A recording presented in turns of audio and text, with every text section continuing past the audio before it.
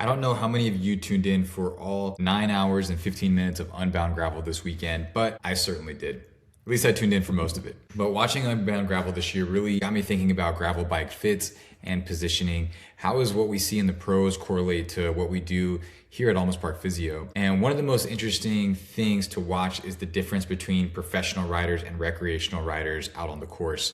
And you can really see this as our lead rider was coming into the finishing stretch. In that last 5 miles or so, he was catching up with the recreational riders who were about to finish their 100-mile route. So just let that sink in for a minute. He was about to finish 200 miles at the same time these guys were finishing 100 miles. But what this really allowed for was a really great comparison of positions on bikes in a professional rider versus our standard recreational, obviously pretty fit rider as well. And there were some pretty big differences. So when you look at those professionals, they're riding in incredibly aggressive positions. They have low front ends, long reaches, very aerodynamic setups. But it's important to keep in mind that these riders also have incredible strength, mobility, bike handling skills, training volume that allows adaptation to support those positions over 200 really hard miles. And then when we saw these recreational riders later in the race, you saw their positions look very different. They were more upright,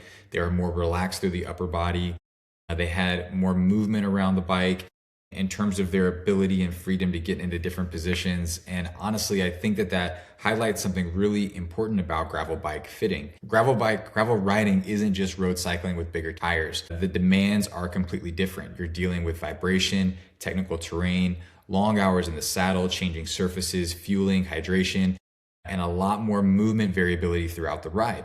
For road cycling, not all of those things apply. And because of that, I think stability matters a lot more on the bike than aerodynamics for most riders riding gravel events.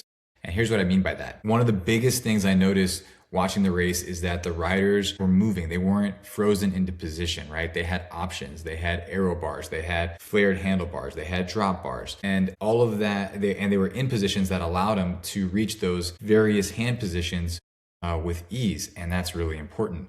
They could move around on the bike. They could change hand positions. They could shift their weight. They could get to their water and fueling systems easily.